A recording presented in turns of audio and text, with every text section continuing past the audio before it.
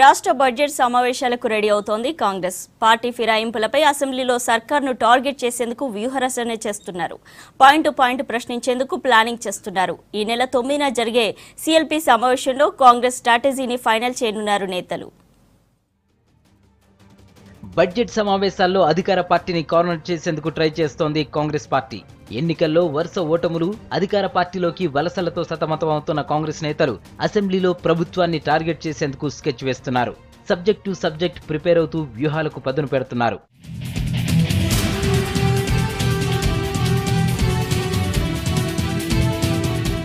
Irrigation ప్రాజెక్టులు, water grid పథకాల్లో అవినీతి జరిగిందని ఆరోపిస్తున్న కాంగ్రెస్ నేతలు అవసరమైతే ఆధారాలు సభ ముందు పెట్టేందుకు ప్లాన్ చేస్తున్నారు. సీఎల్పీ నేత జానారెడ్డి సహా ఎమ్మెల్యేలంతా నిపుణులతో సమావేశమై లొసుగులను తెలుసుకునే పనిలో ఉన్నారు. ఇన్ని రోజులు ఎన్నికల ప్రచారంలో సర్కార్ ఇచ్చిన హామీలను సభా వేదికగా క్లారిటీ కోరేందుకు రెడీ అవుతున్నారు. మిషన్ భగీరథ ద్వారా ఎప్పటిలోగా ఎన్ని ఇళ్లకు నీళ్లు ఇస్తారో టైం బాండ్ రాబట్టాలనేది కాంగ్రెస్ వ్యూహంగా తెలుస్తోంది.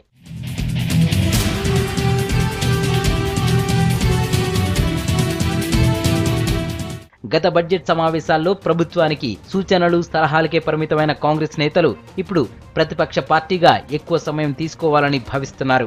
ప్రాజెక్టుల డిజైన్ మార్పుపై సర్కార్ను నిలదీసేందుకు ప్లాన్ చేస్తున్నారు. ప్రాణహిత చేవేళ్లతో పాటు పాలమూరు రంగారెడ్డి ప్రాజెక్టులో కాంట్రాక్టర్లకు మేలు జరిగేలా ప్రభుత్వం వ్యవహరిస్తుందంటున్న నేతలు సర్కార్ తప్పులను సభలో పాయింట్అవుట్ చేస్తామంటున్నారు.